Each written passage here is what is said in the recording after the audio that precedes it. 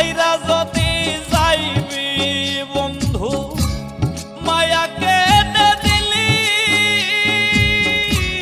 চলো নাতে বুক ভাঞ্জিয়া কেন বাপর করিলি